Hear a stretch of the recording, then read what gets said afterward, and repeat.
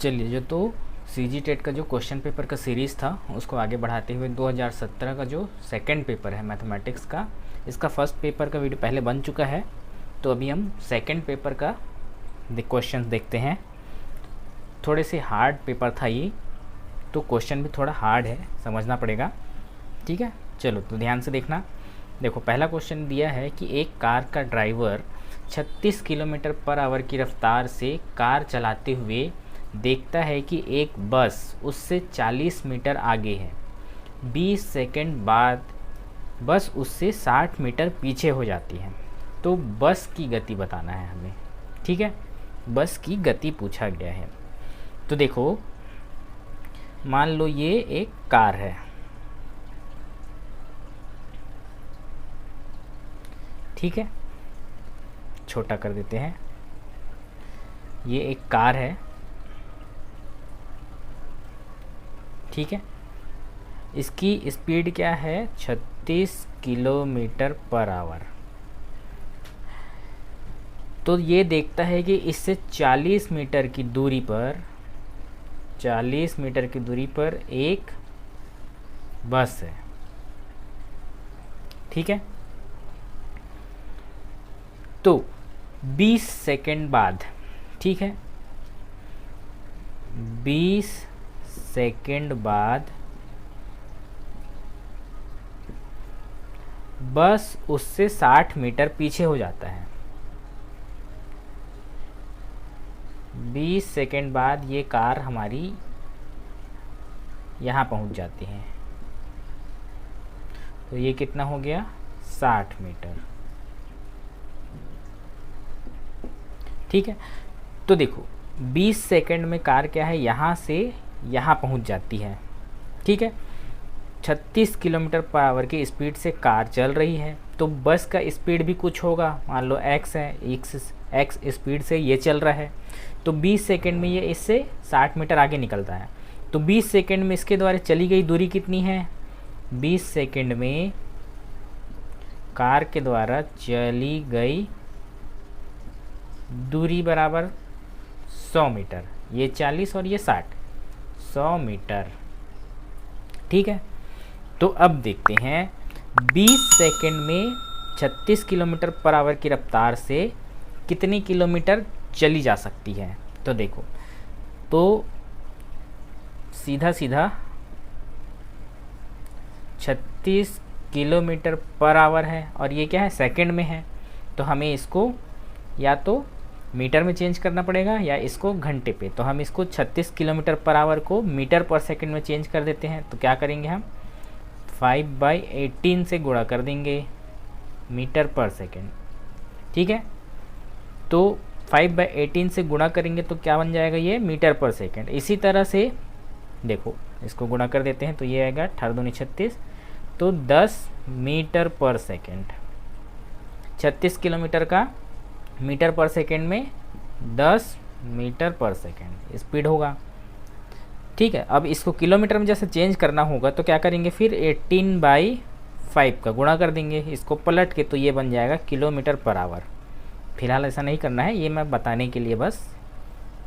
ठीक है, तो देखो 10 मीटर पर सेकंड है और इस 20 सेकंड का इसमें मल्टीप्लाई कर देते हैं, तो सेकंड कैंसिल, बचा क्या? मीटर। तो कितना हो जाएगा? ये 200 मीटर।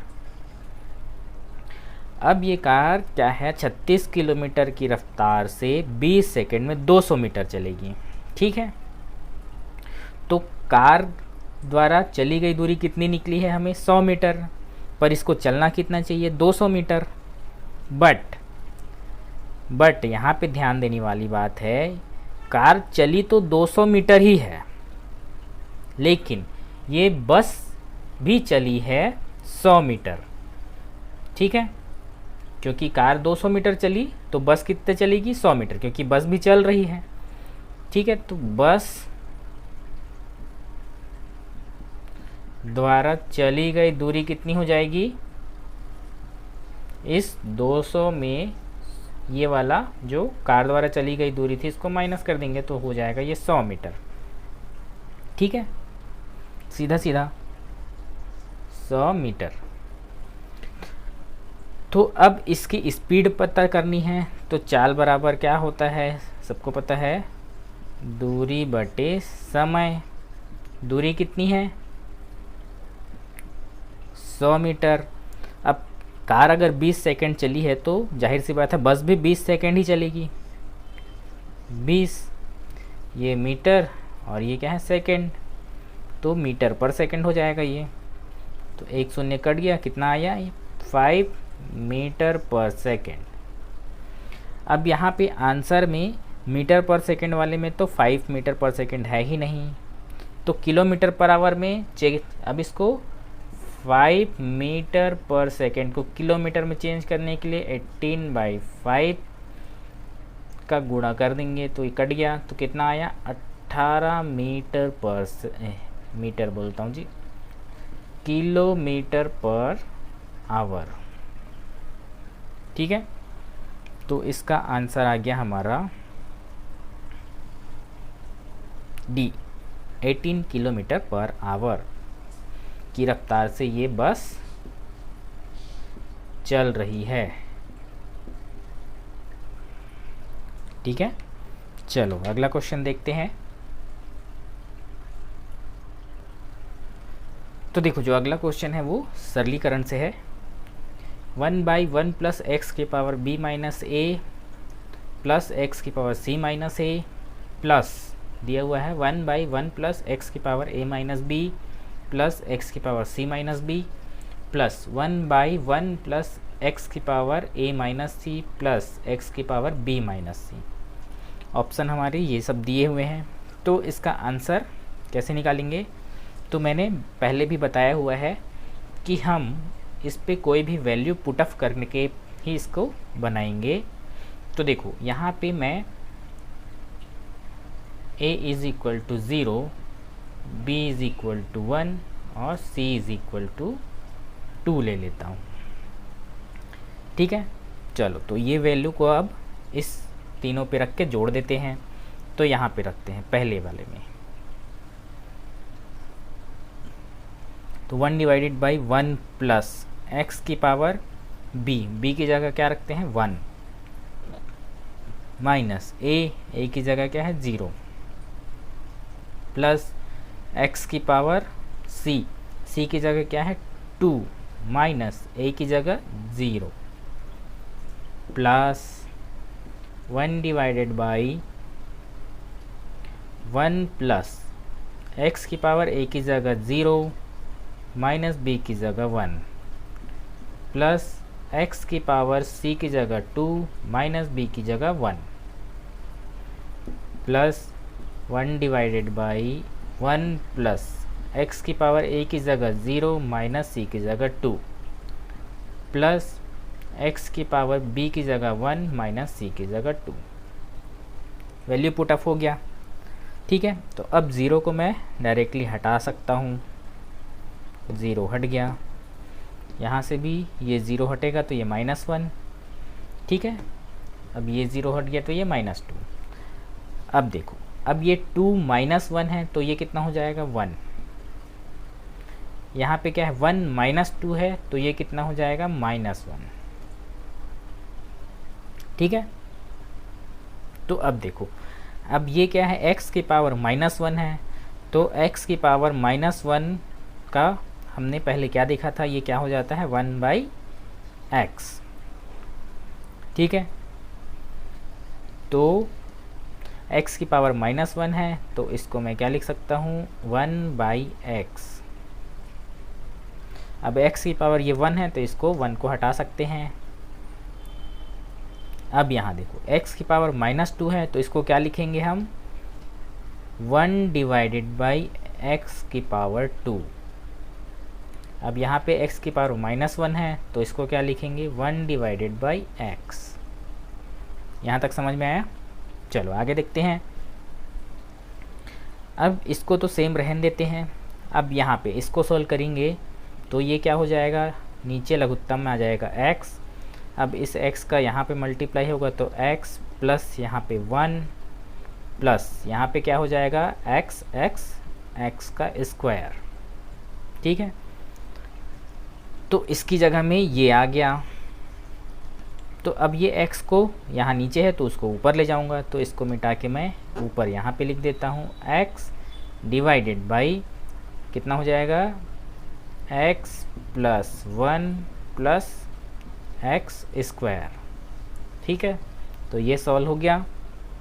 अब यहाँ पे आते हैं, तो यहाँ पे लघुत्तम क्या निकलेगा x का स्क्वायर, तो यहाँ पे 1 की जगह 1 पे x का स्क्वायर का गुणा होगा तो क्या होगा एक्स स्क्वायर प्लस यहाँ पे क्या होगा 1 प्लस यहाँ पे x।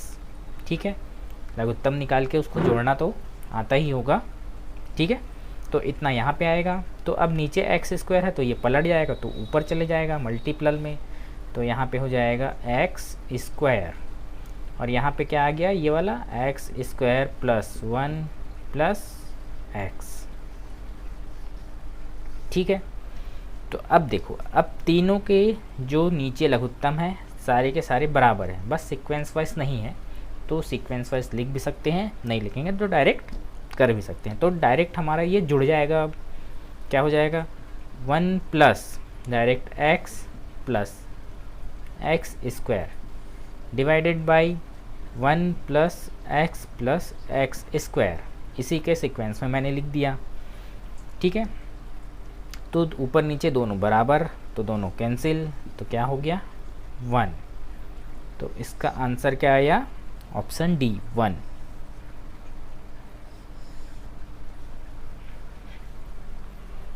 ठीक है, तो ये वैल्यू 0, 1 और सी जो है हमारे इस आंसर में भी रख के देख सकते हैं, तो इसमें किसी में भी 1 नहीं आएगा। ठीक है, चलो तो ये इस तरह से बनेगा। अगला क्वेश्चन देखते हैं, चलिए। तो देखो जो अगला क्वेश्चन दिया हुआ है कि 3 घन जिसकी कोर क्रमशः 6 सेंटीमीटर, 8 सेंटीमीटर और 10 सेंटीमीटर है को पिघलाया गया और बिना किसी धातु के नुकसान के पुनः एक नए घन के आकार में बनाया गया, तो नए घन की कोर क्या होगी। ठीक है, तो 3 घन मतलब 3 हमारे पास अलग अलग छोटा घन है, तो घन के चारों साइड्स बराबर होते हैं, तो ये कैसे दिखता है। ठीक है, ये एक हुआ तो इधर से भी होगा पर ये दिखता नहीं है।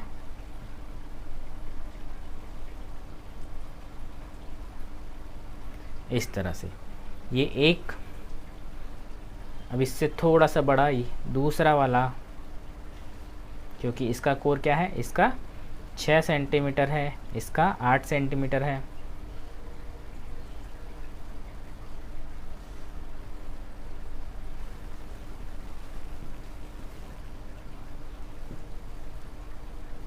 ये 8 सेंटीमीटर, अब इससे थोड़ा और बड़ा, ये है 10 सेंटीमीटर इसका कोर है।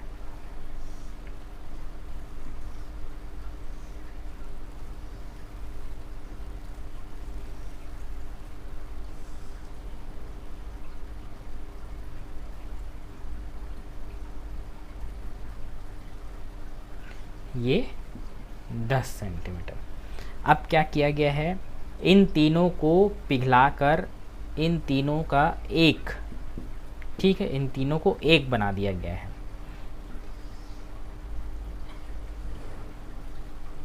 ठीक है, जो इससे बड़ा बनेगा।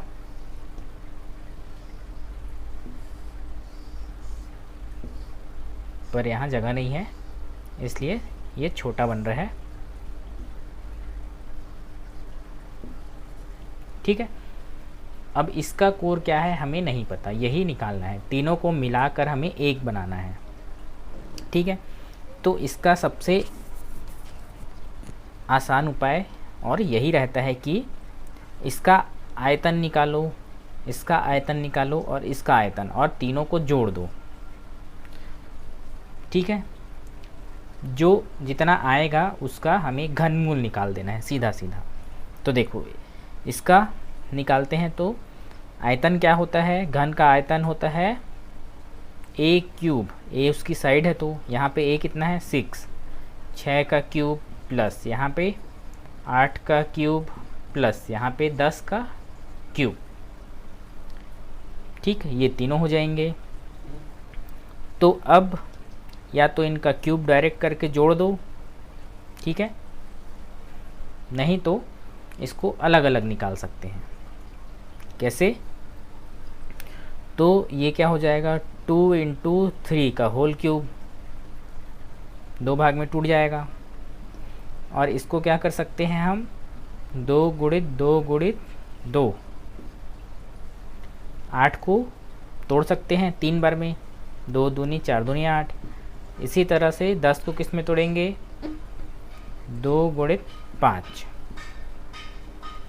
ठीक है।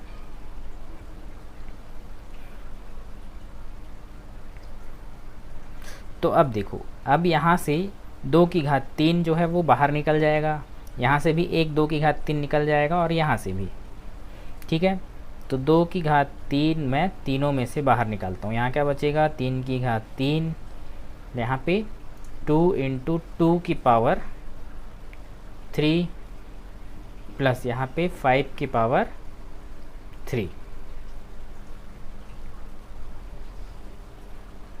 ठीक है। तो अब इसको हल कर देना है। चलो तो इसको हल करते हैं। तो 3 का क्यूब करेंगे तो 3 तिया 9 तिया 27, 2 का क्यूब क्या हो जाएगा, 2 दूनी 4 दूनी 8, 3 का 27 और यहाँ पे 2 दूनी 4, 4 चा 4 चौक 16, 16 चौक 64 प्लस 5 पंचे 25, 25 पंचे 125,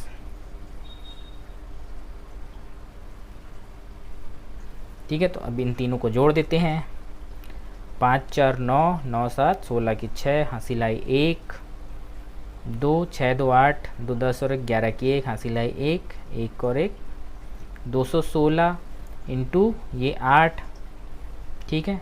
कितने बार में चले जाएगा,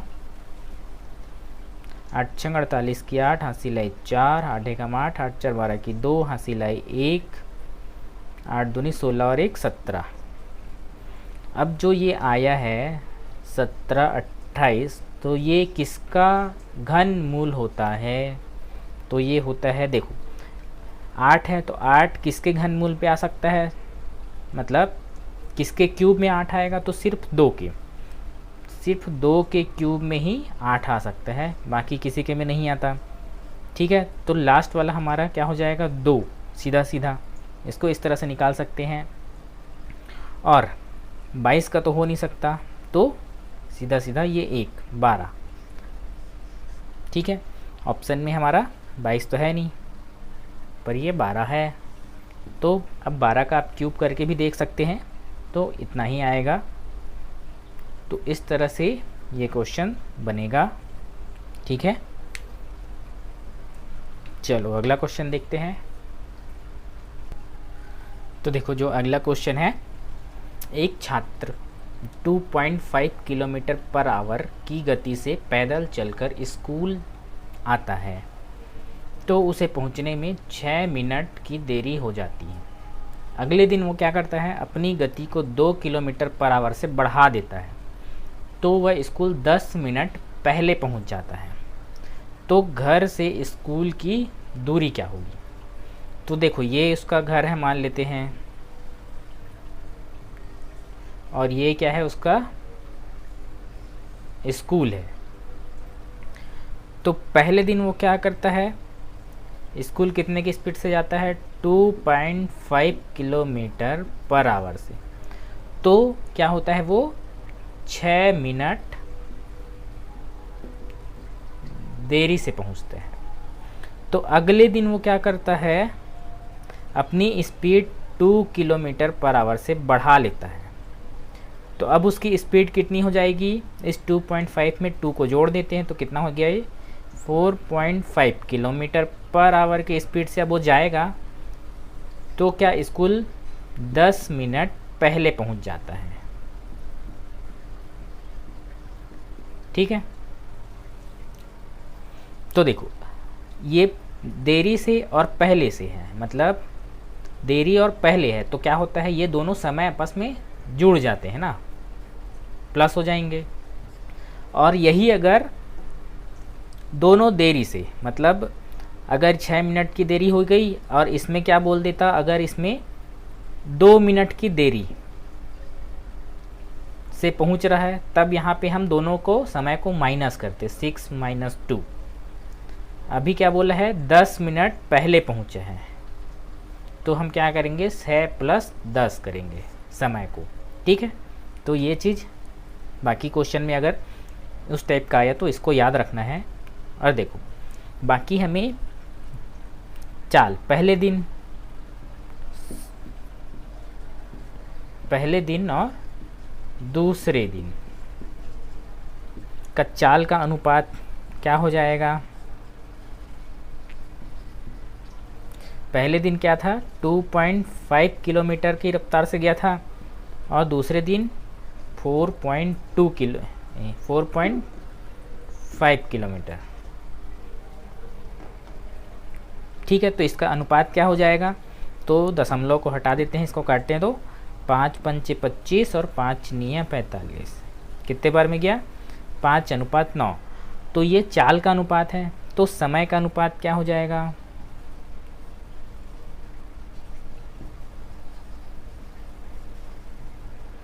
इसका जस्ट अपोजिट, तो ये 9 इधर आ जाएगा और 5 इधर। ठीक है,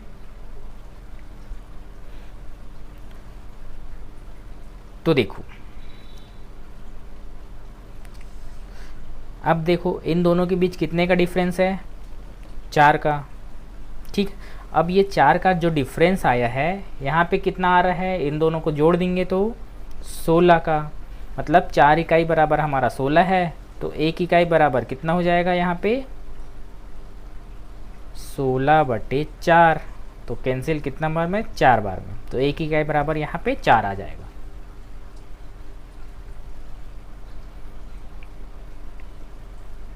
ठीक है, तो यहाँ पे नहीं दिख रहा होगा तो मैं इधर बना देता हूँ।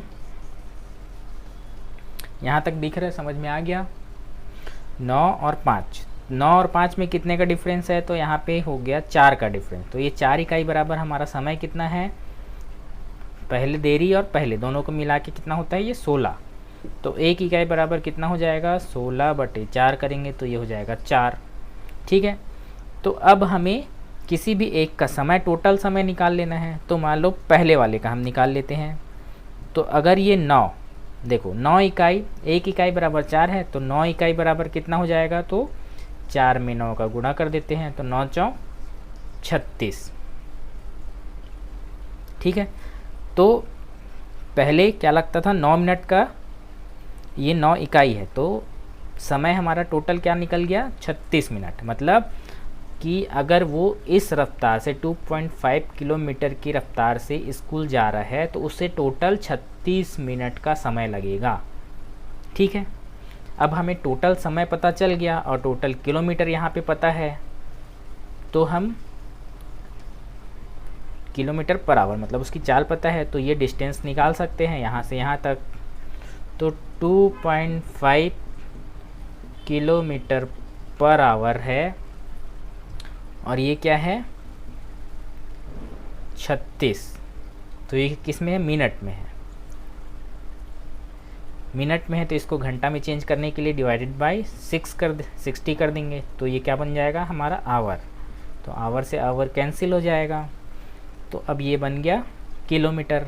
तो कितना हो जाएगा ये, चलो इसको काटते हैं, 6 दाहम 6 छंग 36, 2 पंचे 10, 2 तिया 6। अब इसको काटते हैं, 5 पंचे 25, तो कितना आया ये 0.5। तो 0.5 गुणित और 3 बचा, तो ये कितना हो जाएगा, 5 तिया 15, 1 दशमलव, तो 1.5 किलोमीटर। मतलब उसके घर से स्कूल की जो दूरी है वो क्या है, 1.5 किलोमीटर। ठीक है, तो इस तरह से शॉर्टकट तरीके से बनता है ये। चलो अगला क्वेश्चन देखते हैं। तो देखो अगला क्वेश्चन जो है, दिए गए चित्र में यदि L M से पैरेलल है, P और N पैरेलल है, तो Q S P R का मान हमें बताना है। देखो तो ये L है और ये M, दोनों एक दूसरे से पैरेलल हैं और ये लाइन एक दूसरे के पैरेलल है। ठीक है, तो देखो जितना कोण यहाँ पे बन रहा है तो ये लाइन क्या है, ये सीधी लाइन है, तो ये पूरा 180 अंश का होगा। ठीक है, तो 180 में अगर 80 को माइनस करूँ तो ये वाला एंगल हमें पता चल जाएगा। 180 माइनस 80 तो ये कितना हो गया 100। तो इधर का एंगल हमें पता चल गया कितना है, ये 100। ठीक है, तो अब ये और ये दोनों एकांतरानुपात है, एकांतर है, एकांतर कोण बनेंगे तो ये 80 हो जाएगा। अब ये एक समांतर चतुर्भुज है जिसके आमने सामने की भुजा बराबर होगी। अगर ये 80 है तो ये भी 80 होगा। अब ये 80 है तो ये क्या हो जाएगा हमारा 100, सीधा सीधा। अब देखो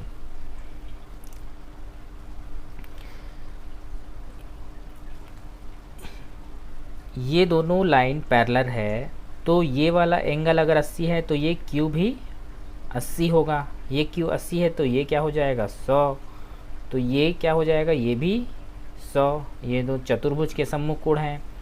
अब इसके एकांतर में ये वाला है तो ये हो जाएगा 80।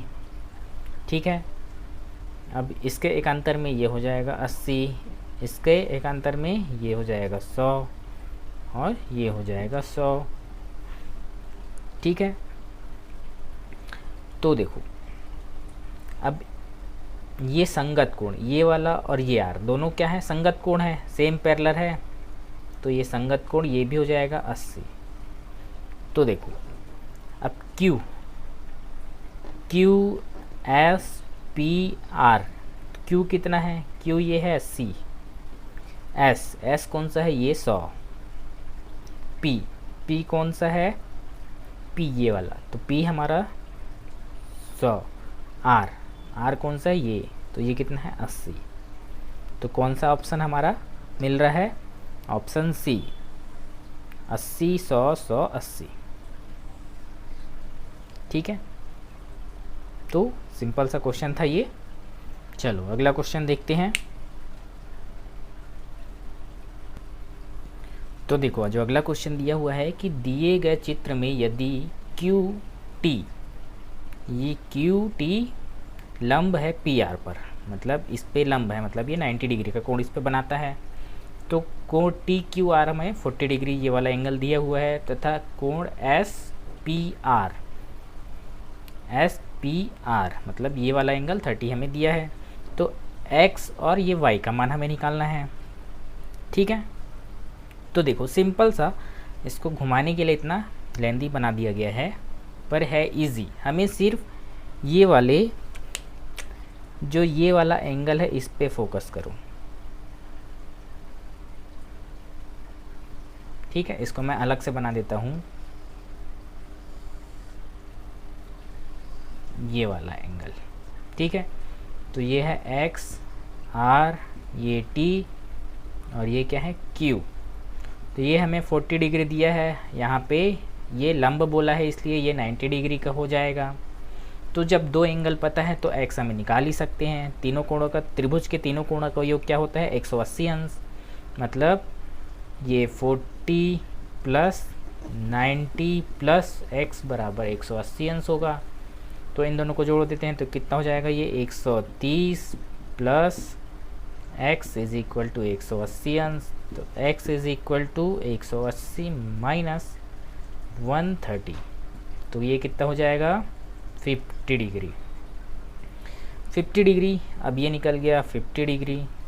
तो x का वैल्यू यहाँ पे हम सीधा सीधा देखते हैं 50 किस में है, 50 b वाले पे हैं, तो b को हम डायरेक्ट इसमें आंसर मार सकते हैं। ठीक है, बट इसमें इनमें से कोई नहीं भी दिया हुआ है, तो इसलिए हम एक बार चेक करने के लिए y की वैल्यू भी निकाल लेते हैं। तो y की वैल्यू निकालना बहुत इजी है। देखो जो y है वो इस त्रिभुज में, ये वाली त्रिभुज में क्या है, बाह्य कोण है। तो बाह्य कोण बराबर क्या होता है, दो आंतरिक कोण के योगफल के बराबर होता है। तो y बराबर सीधा सीधा हो जाएगा हमारा 50 प्लस ये 30, तो ये कितना हो गया 80। मतलब कि हमारा ये ऑप्शन बिल्कुल सही है। ठीक है, चलो अगला क्वेश्चन देखते हैं। तो देखो जो अगला क्वेश्चन दिया हुआ है कि दिए गए चित्र में यदि ए बी समांतर है सी डी के, मतलब ये ए बी समांतर है इस लाइन के, तब कोण ए पी क्यू, मतलब कोण ए पी क्यू ये वाला कोण 50 डिग्री, और पी आर डी ये वाला दिया है 127। तो एक्स तथा वाई का मान ज्ञात करना है।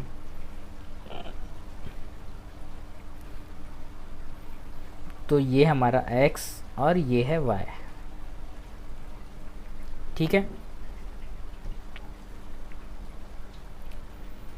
अब देखो ये लाइन 180 अंश की है, इसका एक दिया हुआ है तो ये हम निकाल सकते हैं। तो 180 माइनस 127 करेंगे तो ये निकल जाएगा। कितना आ जाएगा ये, 10 में से 7 गया 3, 7 में से 2 जाएगा 7 में से 2 गया तो 5। ठीक है, तो 53, तो इसका वैल्यू निकल गया 53। अब देखो इसको निकालने की ज़रूरत नहीं थी, फिर भी चलो मैं आपको बता दिया कि ये डायरेक्ट हम निकाल सकते हैं। अब देखो इस Q को मैं मिटा के इधर लिख देता हूँ। देखो ये लाइन और ये लाइन पैरेलल है, अगर इस लाइन को मैं आगे बढ़ा देता हूँ, ठीक है, तो ये वाला जो कोण बना हुआ है ये वाला सेम टू सेम ये वाला है, दोनों संगत कोण, तो ये भी 50 हो जाएगा। अब देखो ये दोनों एकांतर कोण हैं, तो ये 50 है तो ये भी 50 हो जाएगा। तो x बराबर 50 पता चल गया, तो हम डायरेक्ट इसमें ऑप्शन ये बी को ले सकते हैं। ठीक है,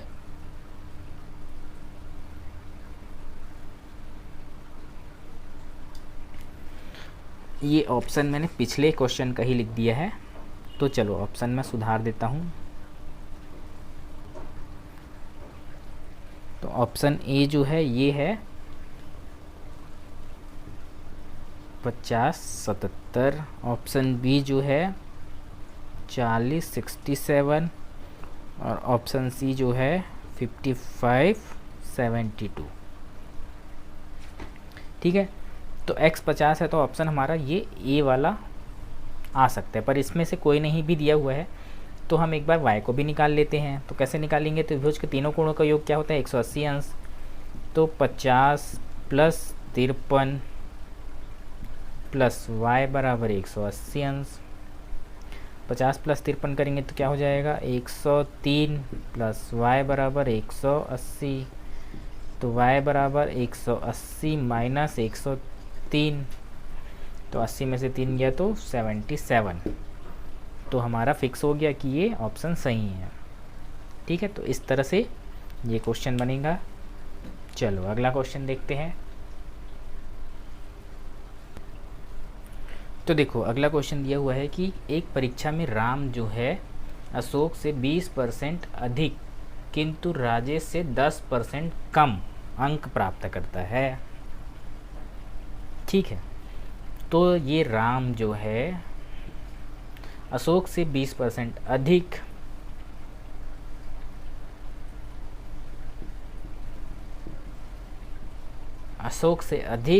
किंतु राजेश से कम, तो इससे कितना अधिक 20% और इससे कितना कम 10%। ठीक है, इतना दिया हुआ है। और क्या दिया हुआ है कि अशोक के द्वारा अशोक को कितना अंक मिला है 1080, और कुल अंक हमें दिया कितना है 2000। तो हम पहले अशोक का परसेंटेज यहाँ पे डायरेक्ट निकाल सकते हैं। ठीक है, तो परसेंटेज भी निकाल सकते हैं, दोनों तरीके से बना सकते हैं, परसेंट लेके भी और डायरेक्ट सॉल्व करके। तो देखो अब अशोक का हमें पता है टोटल कितना दिया हुआ है 2000, तो इसका तो चलो टोटल को अभी रहने देते हैं, डायरेक्ट इसका 20% निकाल के इसमें जोड़ देते हैं। ठीक है, तो देखो इससे 20% अधिक निकालने का तरीका क्या होता है, दो तरीका है, एक डायरेक्ट तरीका और एक थोड़ा अलग। तो देखो एक तरीका वाला ये है कि 1080 प्लस 1080 का 20%, ये तरीका करो, ये सरल लगता है। तो या तो डायरेक्ट इस तरीके से भी कर सकते हैं, 1080 का 120%। ठीक है, दोनों में हमारा आंसर सेम उतना ही आएगा। कितना आएगा, तो देखो तो इस तरीके से करो या इस तरीके से। तो इस तरीके से देखो करके दिखाता हूँ, परसेंटेज हटाएंगे तो यहाँ नीचे 100 हो जाएगा। तो 1 शून्य इसका, 1 शून्य इसका कैंसिल, 12 अट्ठे 96, 12 अट्ठे 96 की 6, 80 लाई 9, तो यहाँ पे 9, 12 एकम 12, तो 1296 आएगा। ठीक है, इससे 20% अधिक 1296। तो इस तरीके से एक तो हुआ डायरेक्ट निकालना, और अगर इस तरीके से दो बार में निकालना चाहते हैं तो देखो 1080 तो ये होगा ही होगा।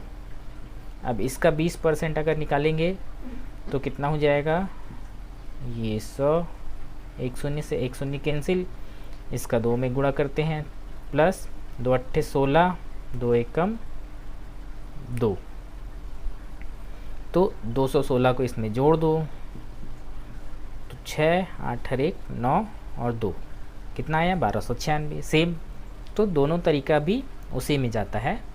तो जल्दी करने के लिए अगर कैलकुलेशन स्ट्रांग है तो वो जो शुरू में मैंने बताया था 1080 टू डायरेक्ट 120% करो तो डायरेक्ट निकल जाएगा, या तो फिर थोड़ा कैलकुलेशन करना पड़ेगा। ठीक है, तो कितना आया ये, इसके पास था 1080, इससे 20% अधिक राम का कितना हो गया अब 1296। अब इससे 10% अधिक इसका है, तो अब इसमें 110% कर देते हैं सीधा सीधा। ठीक है, डायरेक्ट ये तरीका से करो या वो तरीका, तो 1 शून्य से 1 शून्य कैंसिल हो जाएगा। ठीक है, अब इसका गुणा कर देते हैं तो कितना जाएगा, 11 छक्के 66 की 6, हंसी लाई 6, 11 99 और 6, 105 की 5, हंसी लाई 10, 11 दूनी 22, 10 32 की 2, हंसी लाई 3, 11 एकम 11 और 3 14 बटे 10। तो 10 को हटाने के लिए यहाँ पे 1 शून्य लग जाएगा। तो कितना आया ये, अब राजेश का टोटल अंक कितना हो गया, 1425.6। ठीक है, तो क्या पूछा है, राजेश के द्वारा प्राप्त अंकों का प्रतिशत निकालना है। ठीक है, तो प्रतिशत, टोटल अंक हमें पता है, तो प्रतिशत निकालने के लिए क्या करेंगे, इसमें टोटल का भाग दे देंगे, इंटू 100 से गुणा कर देना है। तो यहाँ से 2 शून्य से ये 2 शून्य कैंसिल। ठीक है, अब ये 20 का 1 शून्य यहाँ पे आ जाएगा। अब 2 से इसमें भाग देते हैं, 2 सत्ते 14, 2 एकम 2, 10.2 दूनी 4, 2 अट्ठे 16, 71.28। ठीक है, इतना आ रहा है। तो कौन सा ऑप्शन हमारा आ रहा है, फर्स्ट वाला।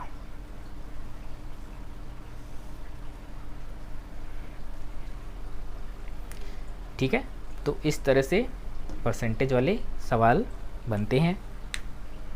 चलो अगला क्वेश्चन देखते हैं। देखो अगला क्वेश्चन दिया हुआ है कि 4 वृत्त जिनकी त्रिज्या 1 सेंटीमीटर है किसी समतल पर इस तरह रखे गए हैं कि वे एक दूसरे को स्पर्श करते हैं, तो इन 4 वृत्तों के बीच के क्षेत्र का क्षेत्रफल क्या होगा। ठीक है, तो क्या क्वेश्चन दिया हुआ है कि मान लो ये एक वृत्त हुआ, 1 2 वृत्त, 3 4 इस तरह से दिए हुए हैं। इनकी त्रिज्या दी हुई है 1 सेंटीमीटर, तो यहाँ से भी 1 होगा, ये भी 1, ये भी 1, ये भी 1, ये भी 1, ये भी 1 और ये भी 1। ठीक है, तो हमें ये वाला जो एरिया है इसका क्षेत्रफल पूछा है। ठीक है, तो इसका क्षेत्रफल निकालने के लिए हमें क्या करना पड़ेगा, तो ये एक क्या बना है, वर्ग बन गया है ABCD। इसका क्षेत्रफल निकाल के हम इन आधे आधे वृत्त का क्षेत्रफल घटा देंगे। तो देखो जो ये एक आधा पार्ट बना है, मतलब ये इसका 4 पार्ट मैं करूं तो क्या हो जाएगा, ये 1/4 पार्ट है, तो मतलब ये तीनों मिलके एक वृत्त पूरा बनेगा। ठीक है, तो ये एक वृत्त का क्षेत्रफल हम इस चतुर्भुज के क्षेत्रफल से माइनस करेंगे, तो हमारा देखो क्या हो जाएगा, ABCD का क्षेत्रफल माइनस एक वृत्त का क्षेत्रफल। तो इस चतुर्भुज का क्षेत्रफल क्या हो जाएगा, यहाँ से यहाँ तक का डिस्टेंस क्या हो जाएगा, ये 1 और 1 मिलके 2। ठीक है, तो इसका क्षेत्रफल हो जाएगा, a का स्क्वायर होता है तो ये हो जाएगा 4। ठीक है, माइनस वृत्त का क्षेत्रफल क्या होता है, पाई r स्क्वायर। 4 माइनस पाई की वैल्यू क्या है, 3.14 इंटू r 1 का स्क्वायर जितना भी करें तो ये 1 ही रहेगा। ठीक है, तो अब इसको इसमें से माइनस करते हैं। 4.00 में 3.14 को माइनस करेंगे तो कितना आएगा, 10 में से 4 गया तो 6, 9 में से 1 गया 8 और इधर 3 में से 3 गया तो 0, तो 0.86 आ रहा है। तो यहाँ पे हम इसको ले सकते थे, बट इसमें आंसर इसमें डी कोई नहीं को लिया गया है। ठीक है,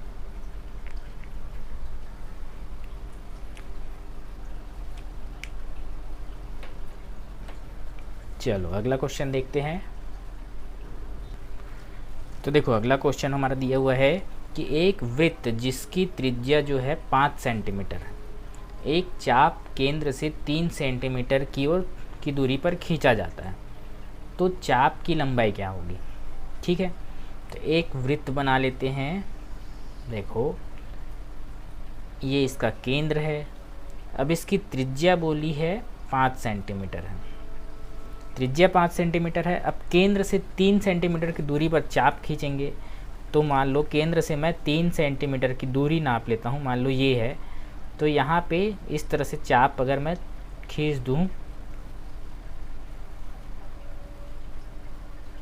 तो ये एक 3 सेंटीमीटर का वृत्त बन जाएगा, समझ लो। तो अब इसकी चाप को मैं सिर्फ 2 तरफ रखूँ, एक यहाँ पे रखता हूँ और एक इधर रखता हूँ, तो चाप की लंबाई क्या हो जाएगी। तो देखो अब ये 5 सेंटीमीटर है, तो यहाँ से यहाँ तक 3 है, तो या तो 3 सेंटीमीटर होना चाहिए था, या तो यहाँ से यहाँ तक का अगर मैं 3 सेंटीमीटर इसमें जोड़ दूँ तो ये हो जाएगा 8 सेंटीमीटर। तो 3 सेंटीमीटर तो है नहीं ऑप्शन में, 8 सेंटीमीटर हमारा ऑप्शन पे है, तो यही इसको ऑप्शन को लेना है। केंद्र से चाप खींचा गया है और उसके बाद उसकी दूरी पूछा गया है। ठीक है,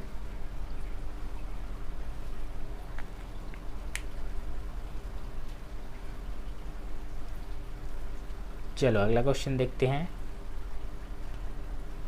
तो देखो जो अगला क्वेश्चन दिया है कि किसी आयताकार क्षेत्र का परिमाप हमें दिया हुआ है 2.5 किलोमीटर। ठीक है, तो उसमें निहित उत्तम संभव क्षेत्रफल कितना होगा। ठीक है, तो 2.5 किलोमीटर को मैं मीटर में चेंज कर देता हूँ, तो ये हो जाएगा 2500 मीटर।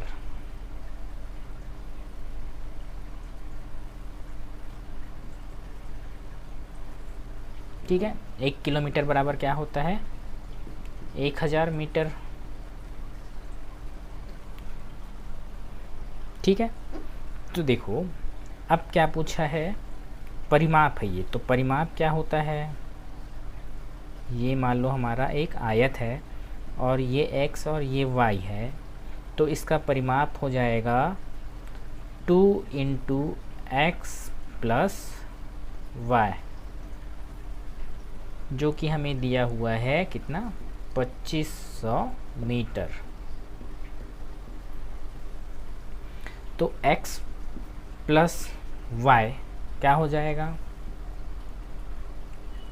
इसका आधा कर देते हैं, तो 2 एकम 2, 2 दूनी 4, 2 पंचे 10, 1250 मीटर। इसकी लंबाई और चौड़ाई का जो है वो 1250 मीटर योगफल है। ठीक है।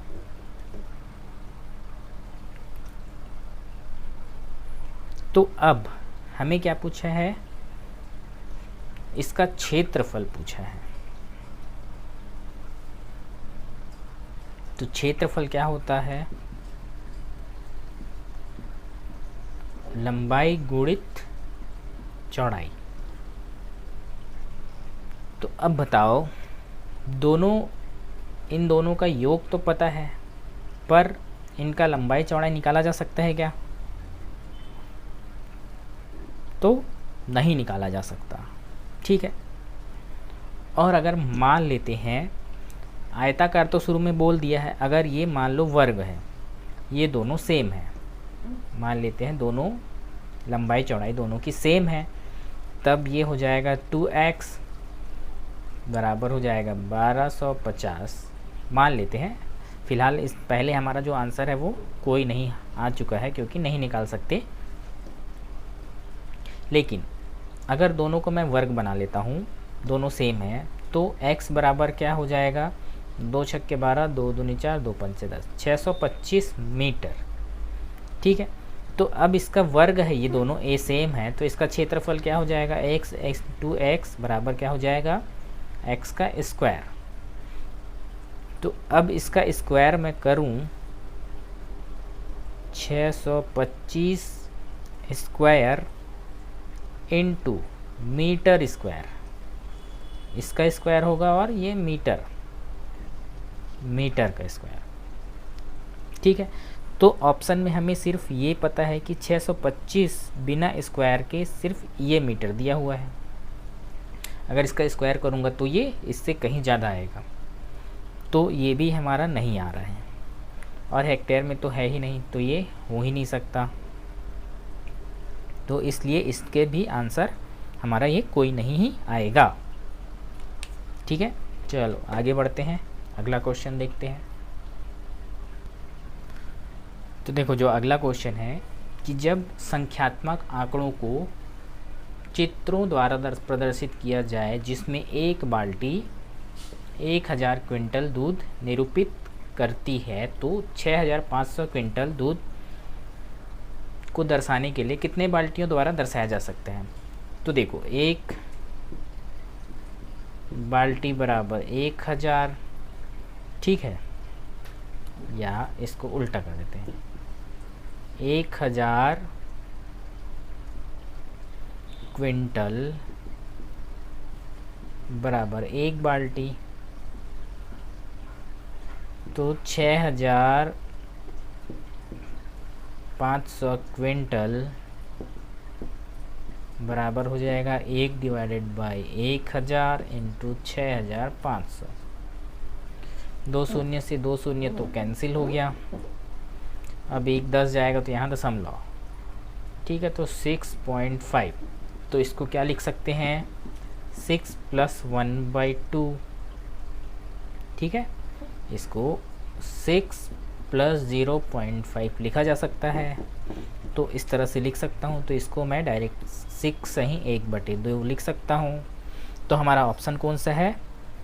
ये, ठीक है। तो ये होगा क्या? गलत नहीं होगा, क्यों? ठीक है, क्यों? देखो, जो हमारा बाल्टी रहता है, जनरली जो पहले हमारे बाल्टी होते थे वो इस तरह से होते थे, नीचे का आकार छोटा और ऊपर का आकार बड़ा। तो अब इसका मैं मान लो इसमें 1 क्विंटल आता है, इसमें दिया हुआ है 1000 क्विंटल दूध आता है। अब इसको मान लो मैं आधा कर दूं, तो क्या ये आधा 500 क्विंटल होगा? नहीं। क्यों? 500 क्विंटल इसका आधा जो है वो इसके बाल्टी के आधे में नहीं होगा, आधे से थोड़ा ऊपर होगा। ठीक है, तो इसलिए इसको हम 6 सही 1/2 नहीं कह सकते। तो इसका आंसर हम बाल्टी के रूप में नहीं दर्शा सकते। ठीक है, तो इस तरह से थोड़ा सा दिमाग को भी ध्यान पे रख के क्वेश्चन सॉल्व करना है। चलो आगे देखते हैं। तो देखो, अगला क्वेश्चन दिया है कि किसी शहर में ए में 3600 लोग रहते हैं, जिनमें से 2250 प्रौढ़, 1000 बच्चे और 350 वृद्ध हैं। तो पाई आरेख में उनका संगत कोण क्रमशः क्या होंगे? तो पाई बराबर क्या होता है? 360 डिग्री। ठीक है, तो मान लो ये 360 डिग्री हुआ। ठीक है, तो अब टोटल कितना दिया है इसमें? 3600, मतलब 360, 3600 लोगों को हम 360 डिग्री पे निरूपित करेंगे।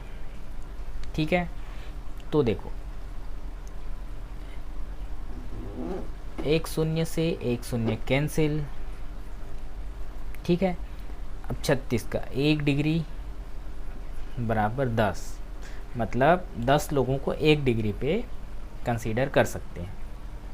ठीक है, तो देखो अब क्या बोला है, तो एक बच्चे को हम किस में कंसीडर करेंगे? 1/10।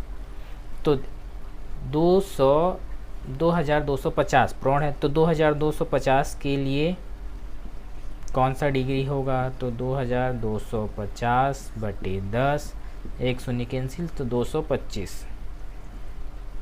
ठीक है, तो इसके लिए आ गया 225 डिग्री।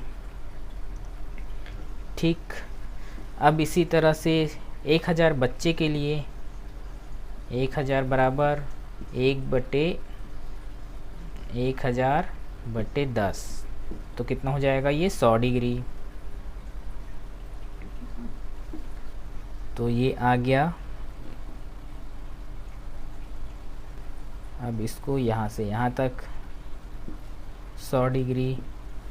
अब 350, तो 1 बराबर 1/10 है, तो 350 बराबर कितना होगा? 1/10 इंटू 350, तो कितना हो गया? 35 डिग्री। तो ये हो गया 35। तो क्या क्या एंगल आया हमारा? 225, 100 और 35। Option B is correct answer. तो ये निकालने की ज़रूरत भी नहीं पड़ती, हम डायरेक्ट यहाँ से देखते अपने 360 को इससे कंपेयर करते तो सीधा सीधा हमें 1 डिग्री का एंगल कितने लोग आ रहे हैं वो पता चल जाता, तो डायरेक्ट हम उसको वहीं से बना सकते थे। ठीक है, चलो अगला क्वेश्चन देखते हैं। चलो, तो अगला क्वेश्चन दिया है कि एक दीवार जो है 22.5 मीटर लंबी है, 10 मीटर ऊंची और 0.33 मीटर चौड़ी है। तो उसे बनाने में 22 सेंटीमीटर, 15 सेंटीमीटर, 9 सेंटीमीटर की कितनी ईंटें लगेंगी? तो देखो, हमारे पास ईंटें का साइज क्या है? ये ईंटें का साइज है, मान लीजिए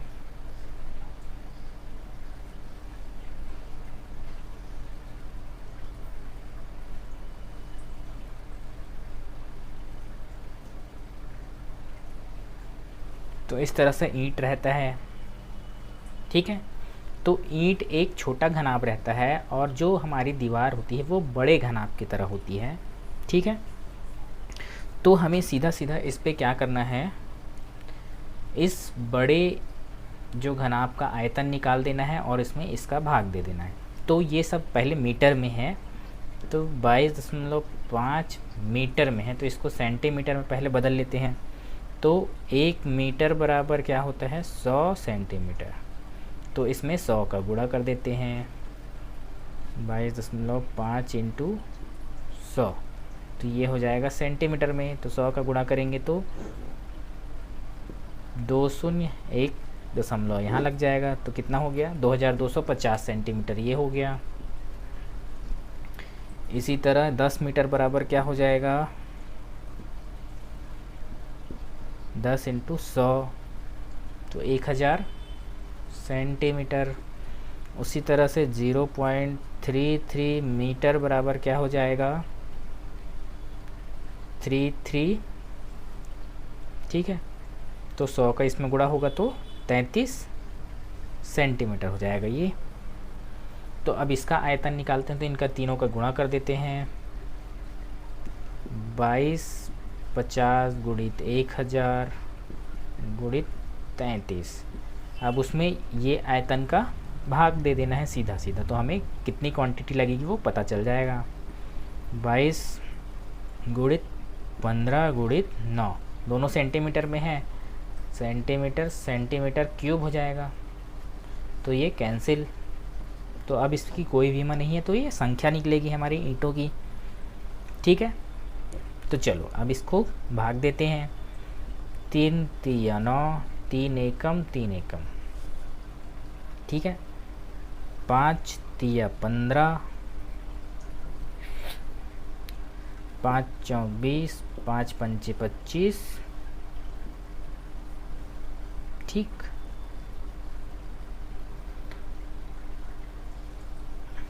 3 एकम 3, 3 एकम 3, 3 पंचे 15, 3 शून्यम 0, 150। अब ये 3 से भी कैंसिल, 3 पंचे 15, तो ये 50, तो यहाँ आ गया 50। अब 2 एकम 2 एकम, यहाँ पे हो जाएगा 2 दूनी 4, 2 पंचे 10, 25। ये 11 से ये 11 कैंसिल, तो बचा क्या, ये 25 और ये 1000, तो कितना हो जाएगा ये 25,000। तो 25,000 ईंटें हमें लगेंगी।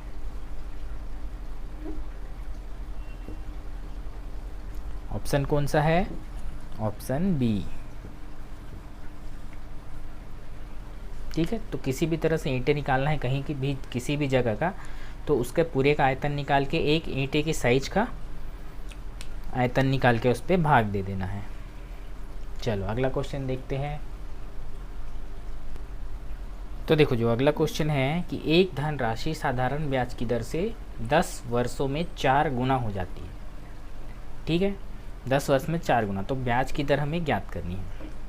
तो देखो साधारण ब्याज का फॉर्मूला क्या होता है,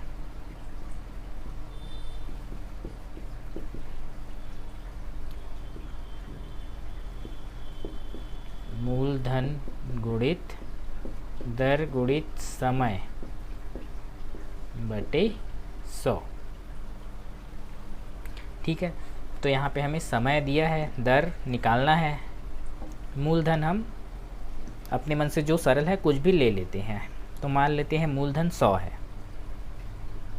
100 ले लेते हैं, इंटू दर x, समय 100, समय 10 वर्ष डिवाइडेड बाय 100। तो अब क्या बोला है, ये 4 गुना हो जाता है। तो मूलधन कितना है, 100, ठीक है। तो ये हो जाएगा मिश्र धन, ठीक है। तो साधारण ब्याज तो सिर्फ इतना निकलेगा, ठीक है। अब ये 100 में से यह 100 कैंसिल हो जाएगा, तो ये कितना हो जाएगा, साधारण ब्याज हमारा 10x, ठीक है। तो अब जो टोटल राशि है वो 4 गुना होगी। तो 4 गुना का मतलब मिश्र धन। मिश्र धन इज इक्वल टू मूलधन प्लस ब्याज, जो साधारण ब्याज है वो। ठीक है, तो ये दोनों मिलके जो है वो 4 गुना हुआ है। ठीक है, तो अब जो हमारा मूलधन है वो मान लो 100 रुपये माने हैं, तो इसका 4 गुना क्या हो जाएगा 400, मतलब मिश्र धन हमें पता है 400। ठीक है, तो मूलधन कितना है 100 प्लस ब्याज कितना है 10x। अब इस 400 में इस 100 को इधर पक्षांतर करेंगे तो माइनस हो जाएगा, तो ये 300 हो गया बराबर 10x। ठीक है, तो अब इस 10 को इसमें भाग दे देना है, पक्षांतर करेंगे तो ये नीचे आ जाएगा 10, x शून्य कैंसिल, तो x बराबर कितना आ गया 30%। ब्याज की दर जो है वो 30%, सीधा सीधा। तो कहने का मतलब था कि जो मैंने इसको बताया इस तरीके से, ये इसलिए बताया गया था कि यहाँ पे मैं डायरेक्ट करता तो समझ में नहीं आता कि 4 गुना बोला है, मतलब मान लो अगर 100 मूलधन है, 100 मूलधन नहीं मानते फिर भी देखो किसी भी क्वांटिटी का जो भी मनी हमें रहता है वो 100% होता है। अब 4 गुना मतलब सीधा सीधा 400%। ठीक है, तो 400% हुआ है, 4 गुना हुआ है, लेकिन उसमें जो उसका पहले का 100% है इसको तो हम इसमें माइनस करेंगे ही करेंगे। तो माइनस 100% डायरेक्ट यहाँ पे करता तो ये 300% डायरेक्ट आता। उसके बाद सीधा सीधा हम 10 में इसमें भाग दे सकते थे, लेकिन ये चीज़ समझ में नहीं आता करके मैं इस तरीके से बताया कि ये आपको इजी से समझ में आए। 4 गुना अगर 5 गुना बोलता तो 5 गुना मतलब एक तो खुद मूलधन होगा, तो ये 400 होता। ठीक है, तो इस तरह से जितना बोला है उतना ही नहीं होता, उसमें 100 माइनस करना पड़ता है। चलो अगला क्वेश्चन देखते हैं। तो देखो जो अगला क्वेश्चन है वो हमें दिया हुआ है 2 की पावर x प्लस 3 की power y is equal to 17। 2 की पावर x प्लस 2 माइनस 3 की power y plus 1 is equal to दिया है 5।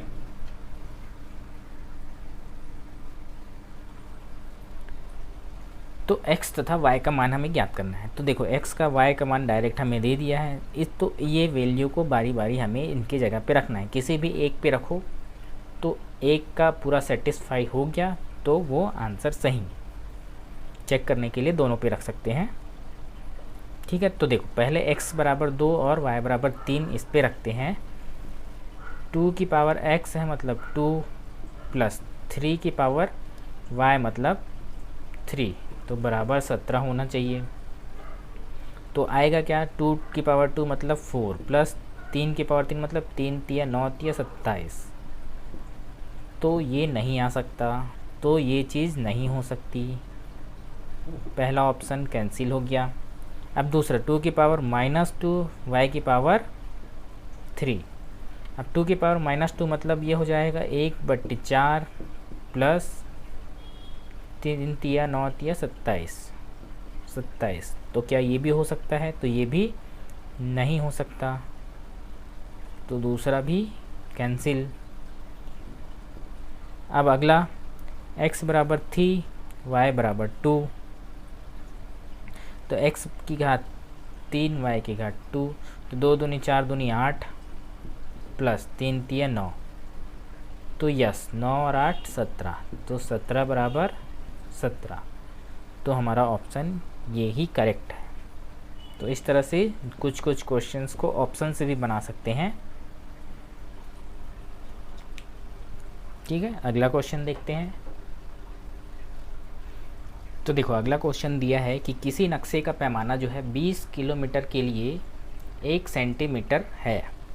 ठीक है, तो बताइए नक्शे पर उस देश का क्षेत्रफल कितने क्षेत्र में आएगा जिसका क्षेत्रफल 60,000 किलोमीटर स्क्वायर है। ठीक है, तो ये किलोमीटर स्क्वायर में है और ये सिर्फ किलोमीटर पे है, तो या तो इसको चेंज करो या इसको चेंज करो। तो हमें इसको चेंज करना आसान है।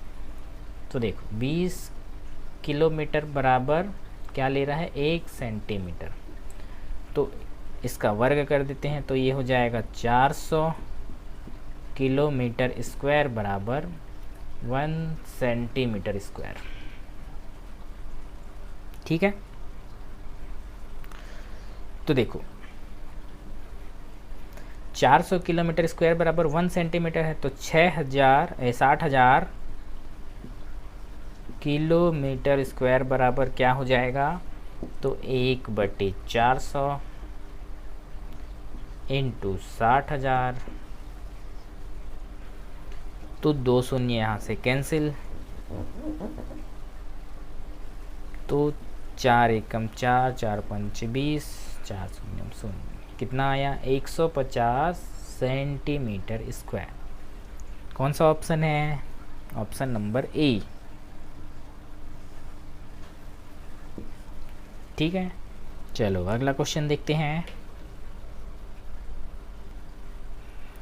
तो देखो अगला क्वेश्चन दिया है कि श्रेणी 1 + 9 + 24 + 26 + 75 डैश डैश डैश n पदों का योगफल ज्ञात करना है। तो ये चीज़ कौन सा फॉर्मूला इस पे यूज़ होगा, तो इसको बता पाना कितना मुश्किल है। ठीक है, तो हमें सिंपल सा क्या तरीका अपनाना है, ठीक है, इन सब को जोड़ना है। ये डैश डैश बढ़ सकता है तो इसको मैं कम भी कर सकता हूँ। तो इसको मान लो मैं कम करके 1 + 9 बस को लेता हूँ, ओनली 2 पद। तो इसको जोड़ने पर कितना आता है 10, मतलब n बराबर क्या हो गया 2। n बराबर 2 मतलब सिर्फ 2 पद मैं इसमें ले सकता हूँ। ठीक है, तो अब इनमें n बराबर 2 रखने पे जिसकी वैल्यू 10 आएगी वही हमारा करेक्ट आंसर होगा। ठीक है, कितना इजी हो गया अब ये देखो। तो पहले वाले पे रख देते हैं n बराबर 2, 2 + 1 5 × 2 - 4 डिवाइडेड बाय 6, तो कितना आ जाएगा ये 2 × 3 × 5 दूनी 10 में से 4 गया तो 6 डिवाइडेड बाय 6, 6 6 कैंसिल, 3 दूनी 6, तो इसका आंसर आया 6, मतलब कि ये ऑप्शन नहीं है। ठीक, दूसरे पे चेक करते हैं। n बराबर 2, यहाँ पे 2 + 1 हो जाएगा 3।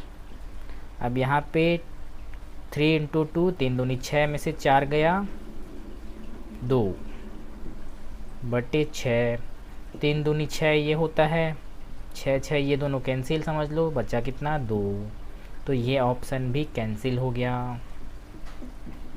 ठीक, अगले पे रखते हैं 2 की वैल्यू, n बराबर 2, यहाँ पे 2 - 1 हो जाएगा 1। अब यहाँ पे 7 × 2 7 दूनी 14 + 4/6, ये कितना हो जाएगा 2 × 14 4 18/6, 6 × 18, 3 दूनी 6, तो ये ऑप्शन भी कैंसिल। अब बचा एक ऑप्शन, तो डायरेक्ट इसको ऑप्शन को मारो और चलो। तो इसको भी सॉल्व करके मैं दिखा देता हूँ। n बराबर 2, n + 1 मतलब 2 + 1 हो गया 3। अब ये 7 × 2 7 दूनी 14 - 4/6, तो 14 - 4 ये हो जाएगा 3 दूनी 6 × 14 - 4 10 डिवाइडेड बाय 6 × 6 कैंसिल, तो आया कितना 10, तो आ गया इसमें हमारा 10, तो ये ऑप्शन हमारा करेक्ट। तो इस तरह बाकी चीज़ों की देखने की ज़रूरत नहीं, सिर्फ 2 वैल्यू लो, n की जगह 2 रखो, सॉल्व कर दो। कितना इजी हो गया था ना। ठीक है,